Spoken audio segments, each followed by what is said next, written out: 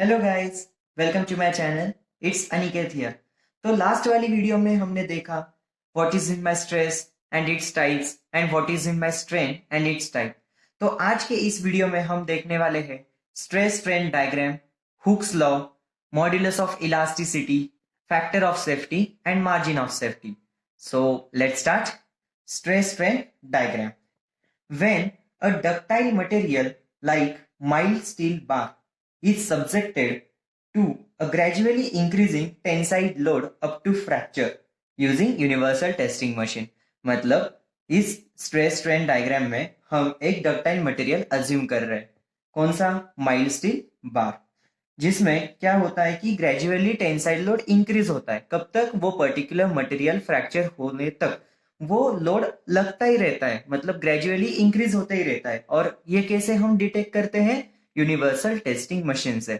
अभी इस particular diagram में हम यही देखने वाले हैं कि what is the relationship between stress and strain. तो इस डायग्राम की तरफ आते हैं। तो इस डायग्राम में ऑन दी एक्स एक्सिस हम ई से डिनोट करते हैं, ई मतलब strain, and on the y axis sigma, sigma मतलब स्ट्रेस। स्ट्रेस और स्ट्रेन ये एक डायग्राम है। अभी इसके कुछ पॉइंट्स होते हैं। इस पर्टिकुलर डायग्राम में आपको दिख रहा होगा कि A B C D E F, ये एक पर्टिकुलर पॉइंट्स होते हैं और इस पर्टिकुलर पॉइंट में हर एक का इंडिविजुअल नेमिंग होता है। अभी वो क्या है? जैसे कि A is equals to limit of proportionality, B is equals to elastic limit, C is equals to upper yielding point, D is equals to lower yielding point, E equals to ultimate point and F equals to breaking point. अभी इसे deeply समझने की कोशिश करते हैं।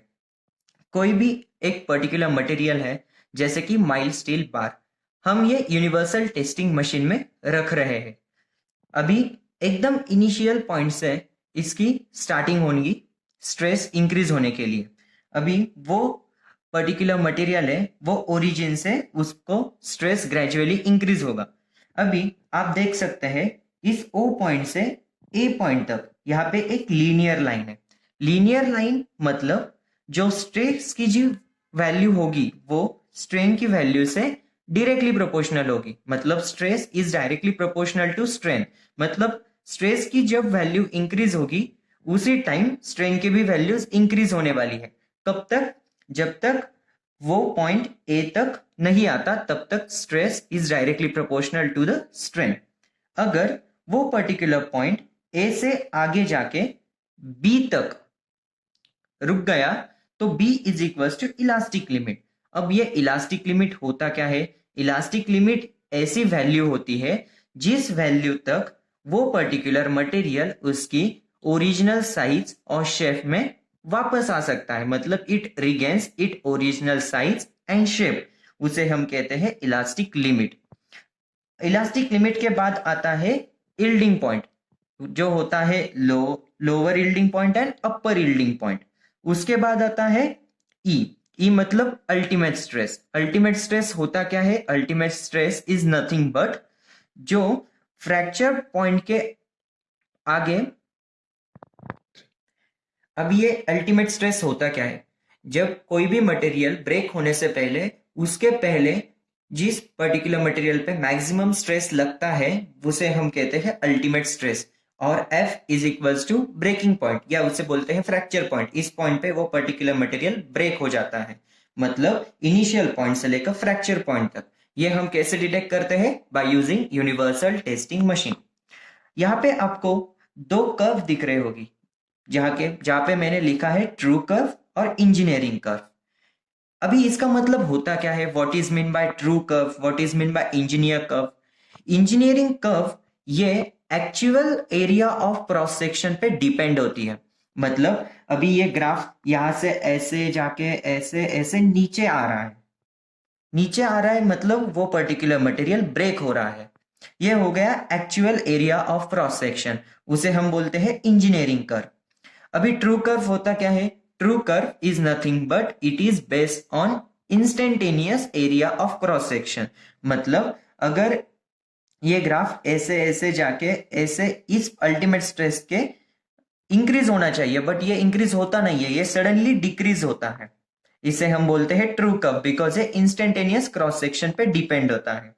अभी नीचे मैंने कुछ रीजन्स डिनोट किए हैं 1 2 3 4। ये फर्स्ट होता है जो O पॉइंट से लेके A पॉइंट तक होता है, मतलब O पॉइंट्स मींस ओरिजिन से लेके लिमिट ऑफ प्रोपोर्शनलिटी तक जो भी रीजन होता है उसे बोलते हैं इलास्टिक रीजन। अभी ये इलास्टिक रीजन होता क्या है? इलास्टिक रीजन में वो पर्टिकुलर मटेरियल की साइज और शेप वो अपन फिर से उस पर्टिकुलर शेप में ला सकते हैं। उसके बाद सेकेंड होता है इल्डिंग, थर्ड होता है स्ट्रेनिंग हार्डनिंग, उसके बाद होता है नेकिंग। नेकिंग मतलब वो पर्टिकुलर मटेरियल ब्रेक हो जाता है।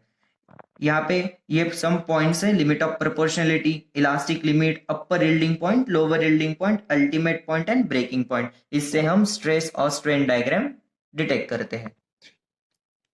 तो अगला टॉपिक हम देखने वाले हैं हुक्स लॉ। उससे पहले हम देखेंगे what is mean by elasticity. अभी इलास्टिसिटी होता क्या है? Elasticity is defined as the property of material by which it regains its original shape after removal of load. मतलब इलास्टिसिटी हम इसे कहते हैं, मतलब एक पर्टिकुलर मटेरियल है, मटेरियल के ऊपर कोई भी एक लोड एक्ट हो रहा है तो वो पर्टिकुलर मटेरियल उसका साइज और शेप चेंज करने वाला है।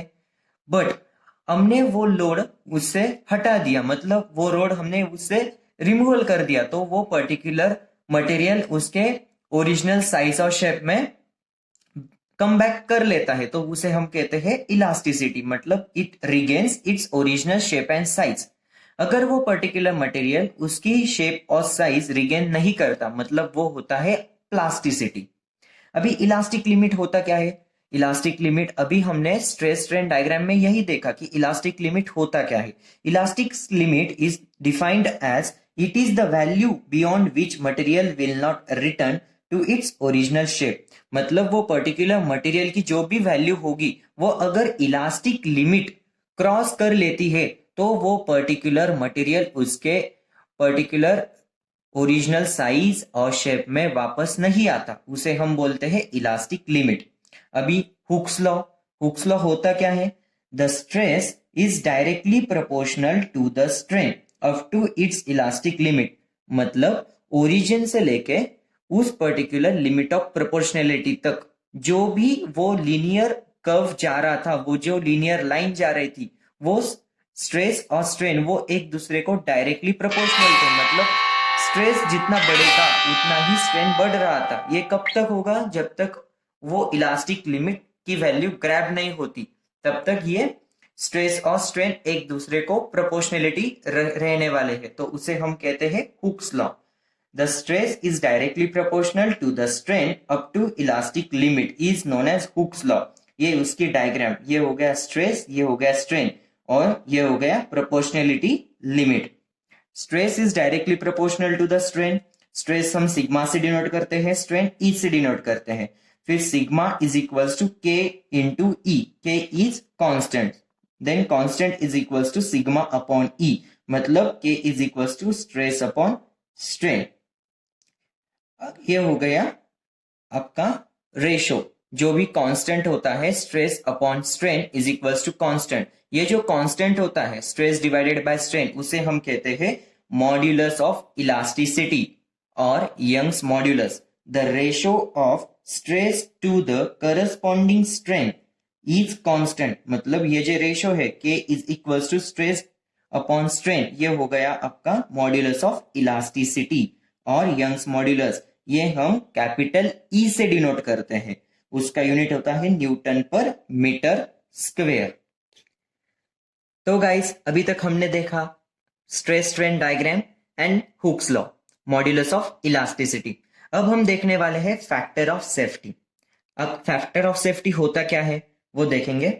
The ratio of the ultimate stress to the working stress or design stress for a brittle material is known as factor of safety. Factor of safety is nothing but it is the ratio of ultimate stress to the working stress और design stress. इसकी और एक definition होती है जो कि ductile material के लिए बनी हुई है। वो कौन सी? The ratio of the yield stress to the working stress or design stress for a ductile material is known as factor of safety. Factor of safety FOS is equals to yield stress to the working stress. ये हो गई brittle material और ductile material के लिए definitions of factor of safety. अभी कुछ important points. Factor of safety is always greater than 1। जो factor of safety होता है वो ऑलवेज ग्रेटर देन 1 होता है। अभी फैक्टर ऑफ सेफ्टी का एग्जैक्टली अपोजिट होता है एक मार्जिन ऑफ सेफ्टी करके। Margin of safety is nothing but factor of safety -1, और जो मार्जिन ऑफ सेफ्टी होता है वो ऑलवेज ग्रेटर देन 0 होता है, जो कि factor of safety always greater than 1 होता है।